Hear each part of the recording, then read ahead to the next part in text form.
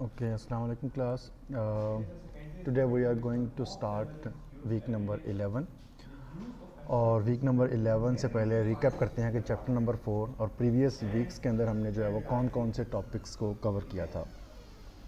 तो chapter number 4 के अंदर हमने जो है वो स्टार्ट किया था अपने कॉन्टीन्यूस टाइम फोरियर ट्रांसफॉर्म से एंड देन हमने उसकी कुछ प्रॉपर्टीज़ को एनालाइज किया था। लाइक अगर सिस्टम्स के ऊपर शिफ्टिंग इन्वॉल्व हो रही हो, स्केलिंग आपकी हो रही है टाइम की, या टाइम रिवर्सल हो रहा है या एक लीनियरिटी अप्लाई हो रही है, तो उसमें आपका फोरियर ट्रांसफॉर्म जो है वो कैसे रिएक्ट करेगा।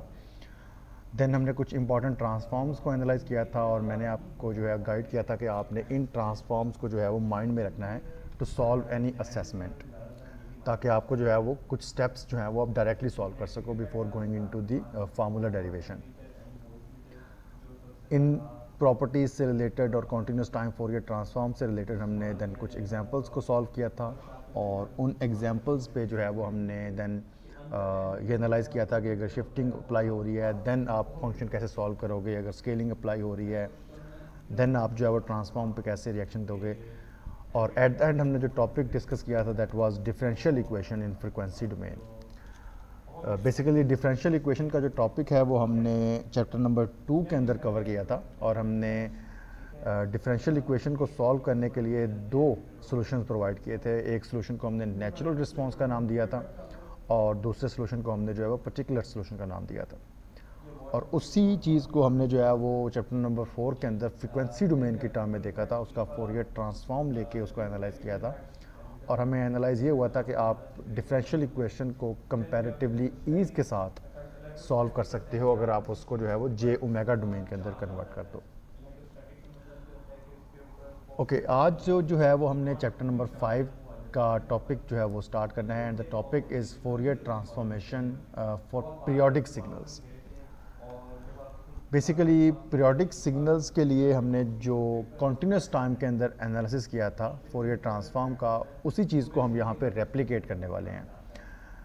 बेसिकली अगर एक फोरियर सीरीज़ आपकी डिफाइंड है, फोरियर सीरीज़ अगर फॉर एग्जांपल हम लिख सकते हैं उसको x of n is equals to summation sign, that means K की जो लिमिट्स हैं वो डिफाइन हो जाएंगी, कहाँ से लेकर कहाँ तक आपने सम करना है। उसके बाद आपके फोरियर सीरीज़ के कोफिशिएंट आ जाएंगे जिसको हमने a k से डिफ़ाइन किया होता है और देन आपके पास जो है वो एक्सपोनेंशियल फंक्शन डिफाइन होता है जिसको हमने कहा था कि इसको हम लीनियर कॉम्बिनेशंस ऑफ एक्सपोनेंशियल्स के अंदर कन्वर्ट कर सकते हैं ताकि हमारी जो है वो कैलकुलेशंस जो है वो इजी हो जाए।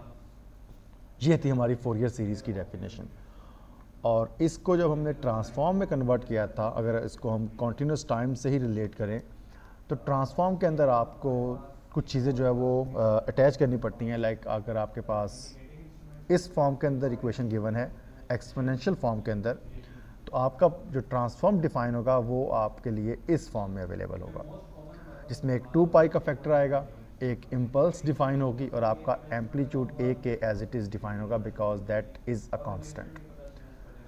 और ओमेगा नॉट को नेक्स्ट स्टेप के अंदर you can also write omega naught is equals to 2 pi divided by n, where n is the time period for discrete time periodic signals. Okay, so example 5.5 के अंदर हमने जो है वो एक पीरियोडिक सिग्नल का फोरियर ट्रांसफॉर्म फाइंड करना है और बेसिकली हमने जो है वो एनालाइज ये करना है कि अगर इस फॉर्म के अंदर एक सिग्नल गिवन है तो उसको जो है वो ट्रांसफॉर्म किस फॉर्म से और किस तरह से इजीली कर सकते हैं। अब कॉज ओमेगा नॉट को obviously we can convert into Euler's identity. Using Euler identity हम इसको एक पॉजिटिव एक्सपोनेंशियल एक नेगेटिव एक्सपोनेंशियल के अंदर कन्वर्ट कर सकते हैं।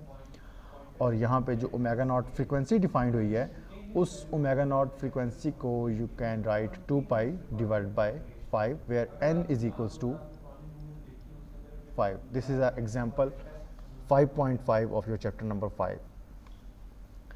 अब इस एग्जांपल में जो signal x of n given है, the goal is to find the Fourier transform of this signal x of exponential j omega, discrete time Fourier transform.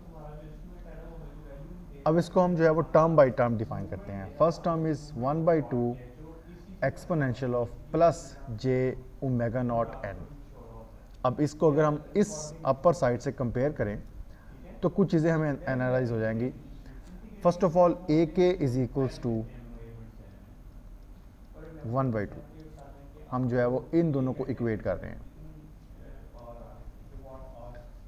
उसके बाद exponential J K omega naught and this 2 pi divide by N is equals to omega naught. तो K की जगह पे यहाँ पे omega naught just defined हुआ है, तो के है जो हमारे पास इक्वल्स टू 1। तो ये जो टर्म फर्स्ट टर्म डिफाइन हुई है इसमें के की वैल्यू 1 है, then n as it is आ गया आपका, और देन एक्सपोनेंशियल डिफाइन हो गया। अब आपने इसको कन्वर्ट करना है कुछ इस फॉर्म के अंदर। फर्स्ट है जी हमारे पास समेशन साइन। अब समेशन साइन की यहाँ पे रिक्वायरमेंट नहीं है, बिकॉज के की जो वैल्यू है वो किसी लिमिट्स में नहीं आ रही, वो कोई माइनस इन्फिनिटी से लेकर प्लस इन्फिनिटी तक वेरी नहीं कर रही। हमारा जो के है दैट इज़ अ कांस्टेंट, के इज इक्वल्स टू 1, तो हम जो है वो डायरेक्टली उसी को यूज़ करेंगे। तो फर्स्ट इज लेट्स राइट हमारा जो कांस्टेंट है A K as it is, that is 1/2 this one. उसके बाद एक 2 पाई का फैक्टर मल्टीप्लाई करना है, तो हम 2 पाई का फैक्टर मल्टीप्लाई कर देते हैं। उसके बाद एक इम्पल्स को मल्टीप्लाई करना है, तो impulse is basically omega minus K omega naught, where के is equals to 1 omega not.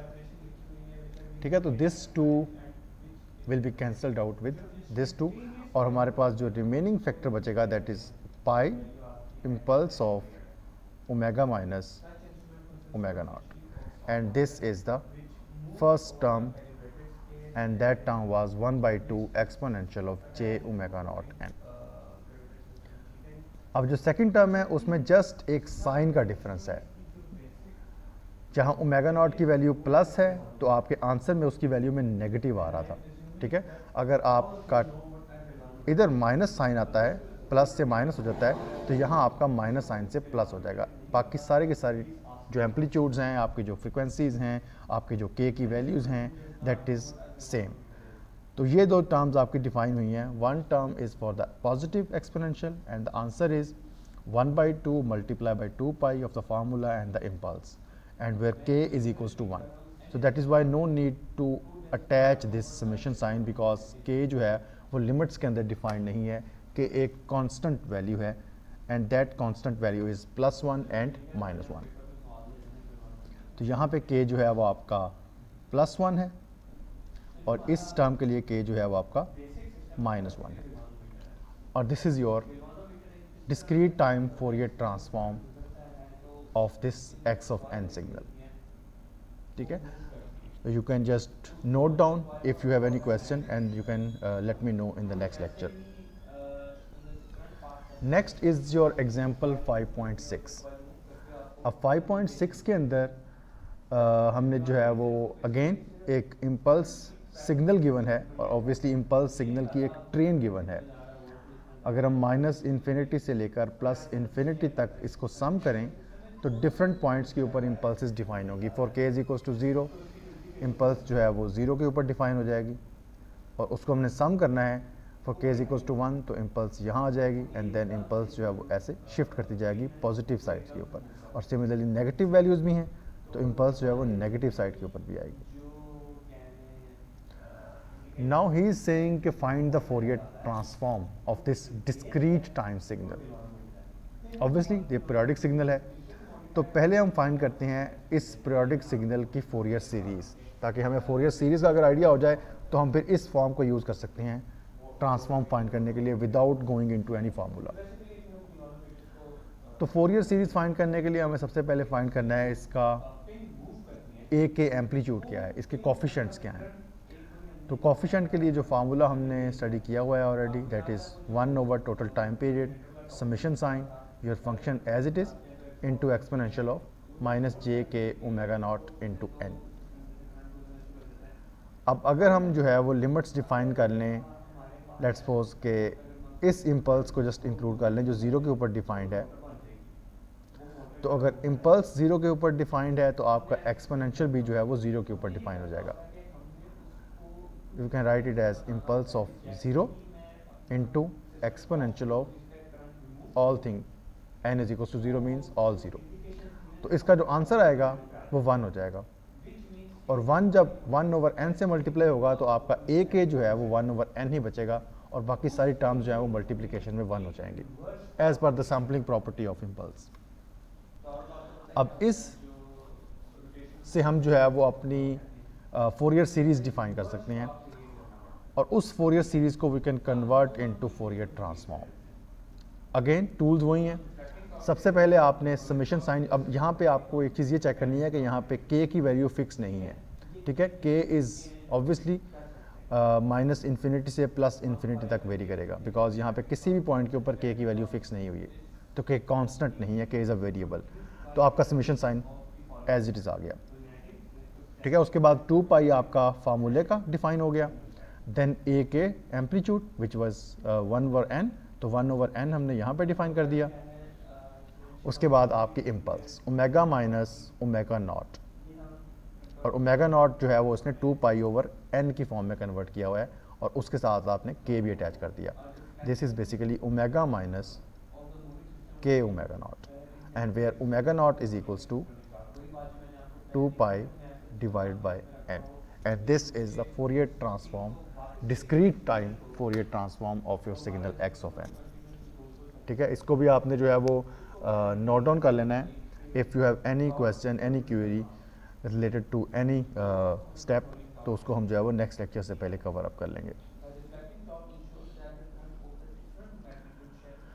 Okay, these are some properties जो कि आपकी फोरियर ट्रांसफॉर्म से रिलेटेड हैं, obviously discrete time Fourier transform से रिलेटेड है, और इसमें वही सारी चीज़ें हैं जो हमने obviously last Fourier transform continuous time के लिए स्टडी की थी, और इनको भी आपने जो है वो एनालाइज करना है कि अगर एक टाइम शिफ्टिंग इन्वॉल्व होती है, लेट्स सपोज कि अगर x ऑफ n जो है वो x of n minus n not के ऊपर शिफ्ट होता है, तो ट्रांसफॉर्म में इसका जो है वो क्या रिएक्शन होगा। और सिमिलरली अगर फ्रिक्वेंसी में शिफ्टिंग होती है या लिनियरिटी इन्वॉल्व होती है या टाइम की एक्सपेंशन हो रही है या टाइम का रिवर्सल हो रहा है, तो ये सारी चीज़ें आपको कैसे चेक करनी है, ठीक हो गया। तो इसको जो है वो आपने एनालाइज करना है। और सिमिलरली एक कम्युलेशन प्रॉपर्टी भी है, अगर x ऑफ k सिग्नल है और वो सम हो रहा है हर एक पॉइंट के ऊपर माइनस इन्फिनिटी से लेकर सम वैल्यू तक, तो उसको जो है वो हम इस फॉर्म के अंदर कन्वर्ट कर सकते हैं डायरेक्टली। अगर x का ट्रांसफॉर्म आपको पता है तो उसकी जो समेशन का जो इफेक्ट होगा वो ट्रांसफॉर्म में इस तरह से कन्वर्ट हो जाएगा। इसी पे ये एग्जांपल 5.8 है। 5.8 के अंदर एक यूनिट स्टेप फंक्शन है, obviously discrete time unit step function, और इसको अगर मैं प्लॉट करूं तो it should be like this.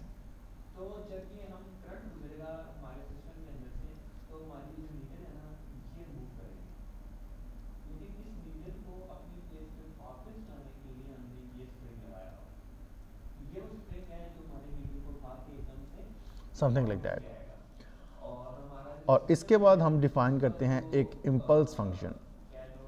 Impulse function में हमें पता है कि उसका जो ट्रांसफॉर्म है वो 1 होता है, और इस इम्पल्स फंक्शन को अगर हम इस फार्मूला में लिख सकें तो हम यूनिट स्टेप डिफाइन कर सकते हैं। This is your chapter number I guess 1। ये जो रिलेशनशिप हमने पढ़ा था कि किसी भी इम्पल्स फंक्शन को we can convert into the unit step function, and this was in the chapter number 1, उसको आप वहाँ से रिकॉल कर सकते हो। We can write unit step function in this form where g of m is your unit step, sorry g of m is basically your impulse function। अब अगर आपको इम्पल्स का ट्रांसफॉर्म पता है, इम्पल्स का ट्रांसफॉर्म 1 है, इस ट्रांसफॉर्म को we can use this accumulation property और हम जो है वो नेक्स्ट का ट्रांसफॉर्म डिफाइन कर सकते हैं। हमें g ऑफ m का ट्रांसफॉर्म पता है, उसके साथ अगर समेशन साइन इन्वॉल्व होता है तो आपको फिर ये करना है कि 1/1 minus exponential of minus J omega attach करना है, तो वो हमने अटैच कर दिया 1/1 माइनस एक्सपोनेंशियल जे ओमेगा और जी का ट्रांसफॉर्म एज इट इज़। उसके बाद नेक्स्ट जो आपने काम करना है वो ये है कि उसके साथ आपने प्लस पाई और ये सारी टर्म जो है वो अटैच करनी है, ठीक है। Summation sign impulse minus omega minus 2 pi के तक जो है वो डिफाइन होती है, और pi x of exponential of J0, तो वो भी हमने एज इट इज़ यहाँ पे डिफाइन कर दिया, ठीक है। तो ये जस्ट प्रॉपर्टी को हमने एज इट इज़ यहाँ पे डिफाइन कर दिया है, बिकॉज हमें इम्पल्स का पता है कि इम्पल्स का ट्रांसफॉर्म 1 है, तो इम्पल्स जो है वो अगर समेशन साइन के साथ आती है, कुछ इस तरह का फैक्टर बनाती है, तो इसका मतलब है फिर कुछ हमें जो है वो उसकी प्रॉपर्टी को यूज़ करके इस तरह का रिलेशनशिप लिखना पड़ेगा। अब यहाँ पे इम्पल्स का इटसेल्फ ट्रांसफॉर्म जो है वो 1 है, तो g of exponential j omega की जगह पे हम 1 लिख सकते हैं बिकॉज ऑफ दिस थिंग, और g of exponential of j0 की जगह पे भी हम 1 लिख सकते हैं। तो इन दोनों की जगह पे 1 प्लेस किया, हमारे पास जो है वो टोटल फंक्शन का ट्रांसफॉर्म आ जाएगा। ठीक है, इसको मैं इरेज कर सकता हूँ because it is quite messy now. तो इस तरह से हम जो है वो किसी भी सिस्टम के ट्रांसफॉर्म को फाइंड कर सकते हैं। अब इसको थोड़ा सा रिकैप करते हैं बिकॉज थोड़ा सा मिक्सअप हो सकता है। u ऑफ n का ट्रांसफॉर्म आपने फाइंड करना है, लेकिन u ऑफ n जो है वो इम्पल्स की फॉर्म में लिखा जा सकता है using summation sign. That means आपको इम्पल्स की कॉपीज़ बनानी है, एक इम्पल्स 0 पे आ जाएगी, देन एक इम्पल्स जो है वो 1 पे आ जाएगी, देन इम्पल्स 2 पे आ जाएगी। तो आपका जो है वो यूनिट स्टेप डिफाइन होता जाएगा जब तक आप इन्फिनिटी पे तक नहीं जाते। अब इम्पल्स का ट्रांसफॉर्म हमें पता है कि वो 1 है बिकॉज इम्पल्स सैम्पलिंग प्रॉपर्टी को यूज़ करेगा, एक्सपोनेंशियल को 0 कर देगा, सब कुछ 1 कर देगा। अब इस 1 को यूज़ करते हुए और इस समेशन साइन की कम्युलेशन प्रॉपर्टी को यूज़ करते हुए हम next signal x of n का ट्रांसफॉर्म फाइंड कर सकते हैं यूजिंग दिस एक्यूमुलेशन प्रॉपर्टी, और उसको हमने एज इट इज़ यहाँ पे डिफाइन कर दिया है। और उसकी जगह पे आप जो वेरिएबल्स हैं वो ये हैं, आपका g of exponential j omega वो हमने फाइंड किया हुआ है, वो 1 है, उसकी जगह पे 1 लिख दिया, जो कि मल्टीप्लाई होने के बाद आप नॉर्मल उसको इग्नोर भी कर सकते हो। उसके बाद g of exponential of j0 की जगह पे भी हमने जो है वो 1 लिख दिया बिकॉज इसका जो है वो ट्रांसफॉर्म हर एक पॉइंट के ऊपर 1 है regardless of the value of omega. ठीक है, तो it's a constant 1 for omega is equals to 0, for omega is equals to 1 and for any omega g of exponential of j omega is equals to 1। तो हमने इसकी जगह पे भी 1 define कर दिया एंड देन j0 की जगह पे भी हमने 1 लिख दिया है, और आफ्टर मल्टीप्लिकेशन हमने इन दोनों टर्म्स को इग्नोर कर दिया है। ठीक हो गया। उसके बाद जो आपकी नेक्स्ट एग्जांपल है दैट इज़ 5.9। अगेन अब यहाँ पे ना थोड़ा सा ये है कि वो प्रीवियस एग्जांपल्स का रेफरेंस ले रहा है, तो अगर मैं इस तरह का क्वेश्चन आपको देता हूँ तो मैं आपको प्रीवियस एग्जांपल से रिलेटेड जो भी डेटा आपको रिक्वायर्ड होगा वो प्रोवाइड कर दूँगा। अब हमने एग्जांपल 5.3 के अंदर इस तरह के फंक्शन के लिए एक ट्रांसफॉर्म फाइंड किया था जिसको हमने इस फॉर्म के अंदर डिफाइन किया था। ठीक है, हमने बेसिकली, और ये जो हमने डिफाइन किया था ऑब्वियसली ये भी एक चैप्टर प्रीवियस चैप्टर से डिफाइन हुआ था, तो वो प्रीवियस से जो है वो आपके रेफरेंसेस ले रहा है। अब इसको कहाँ यूज़ करना है, लेट्स सी। एक x ऑफ n डिफाइन हो रहा है, एक फंक्शन डिफाइन हो रहा है, और उस फंक्शन के ऊपर जो आपने सिग्नल्स अप्लाई करने हैं, जो आपने सिग्नल्स ऐड करने हैं, वो ये वाले हैं, y ऑफ 2 और y of 2n-1 with multiplication of 2। तो दो सिग्नल्स जो हैं वो ऐड हो गए। First of all y of 2 क्या है, अब वो ये बता रहा है कि y ऑफ 2 जो है वो आपका y ऑफ n/2 है। That means the scaling of this y of n।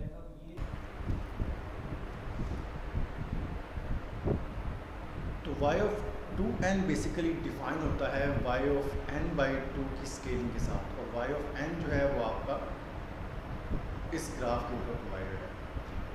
अब अगर हम इस ग्राफ b को और आपका जो मैंने टॉप के ऊपर ग्राफ एक प्रीवियस एग्जांपल 5.3 से कॉपी किया है, इसको अगर हम कंपेयर करें तो इन दोनों ग्राफ को हम रिलेट कर सकते हैं।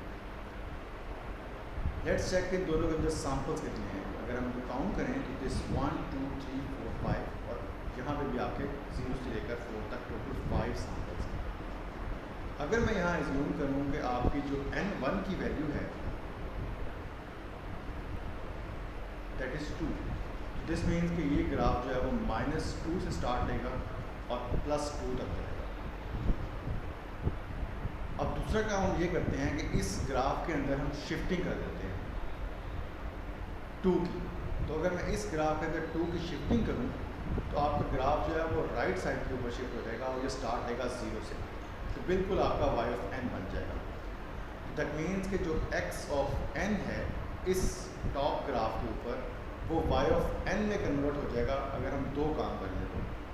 फर्स्ट n1 की वैल्यू को अगर हम 2 सिलेक्ट करें और देन हम इसमें 2 की शिफ्टिंग कर दें पॉजिटिव डायरेक्शन के अंदर राइट साइड के ऊपर, तो -2 वाला जो पॉइंट है वो 0 के ऊपर आ जाएगा और देन जो 2 वाला पॉइंट है उसके अंदर 2 ऐड होगा और वो 4 के ऊपर आ जाएगा। तो y of n is basically x of n but a shifted version of x of n। तो x ऑफ n का जो फोरियर ट्रांसफॉर्म है वो हमने एग्जाम्पल 5.3 के अंदर फाइंड आउट कर लिया है। वो है जी exponential of j omega, x of exponential of j omega which is sine of omega n1। Obviously n1 की वैल्यू की जगह पे हम 2 लिख देंगे, 2 + 1/2 विल बिकम 5/2। तो इस पूरे साइन के आर्गुमेंट के अंदर हम 5/2 लिख सकते हैं divide by sine of omega by 2। तो ये है जी आपके x ऑफ n का फोरियर ट्रांसफॉर्म। अब y ऑफ n जो है वो x ऑफ n का एक शिफ्टेड वर्जन है। तो अगर हमने y ऑफ n डिफाइन करना है तो आप जस्ट शिफ्टिंग प्रॉपर्टी यूज कर लो। n माइनस n नॉट अगर आपने फाइंड करना है तो आपको as it is x define करना है और साथ उसके exponential of -j omega n naught define करना है। तो हमने 2 की शिफ्टिंग की थी, एज इट इज़ हमने जो है वो अपना ट्रांसफॉर्म डिफाइन कर दिया।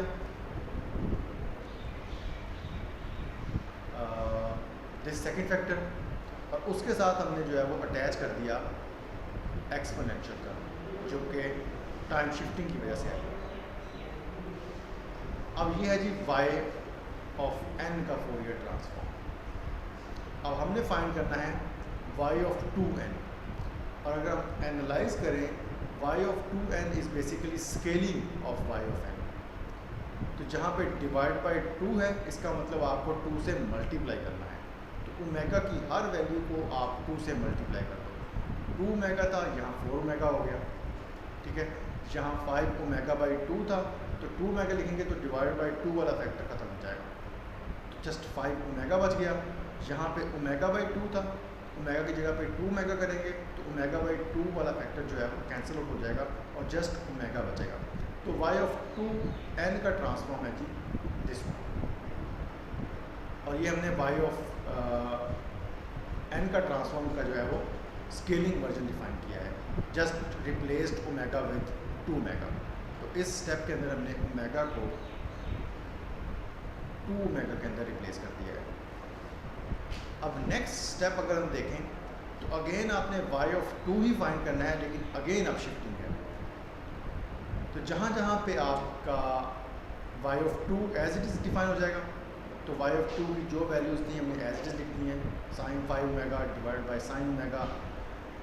और जो आपका एक्सपोनेंशियल था वहाँ पे एक्सपोनेंशियल -j4 ओमेगा था, लेकिन इस माइनस साइन की वजह से एक एक्सपोनेंशियल अब और आएगा, तो उन दोनों को अगर आप ऐड कर दो तो answer will be exponential of -j5 omega. और ये जो आपका एम्पलीट्यूड है 2 वो एज इट इज़ आ जाएगा, बिकॉज कांस्टेंट जो है वो बाहर आ जाते हैं। अब हमारे पास हर चीज़ गिवन है। Now we can convert this x of n into x of exponential j omega, that is the discrete time Fourier transform. Exponential of -j omega बन जाएगा, इन दोनों को सम कर दो, this is your first term and this is your second term. इन दोनों terms को आपने सम करना है, उसके ट्रांसफॉर्म्स को जो राइट हैंड साइड के ऊपर टर्म्स डिफाइन हुई है। Exponential of -j4 omega sine 5 omega divide by sine omega plus 2 exponential of -j5 omega into sign 5 omega divide by sine omega. तो इसको सम कर लेते हैं ताकि एक स्टेप जो यहाँ पे मिसिंग है वो उसको भी सॉल्व कर लें। This will become let me write it, x of exponential of -j omega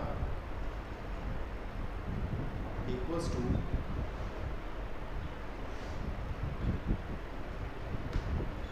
first term आपकी आ जाएगी which is exponential of -j4 omega into sine of 5 omega divide by sine omega plus 2 exponential of -j5 omega into sine of 5 omega divided by sine of omega.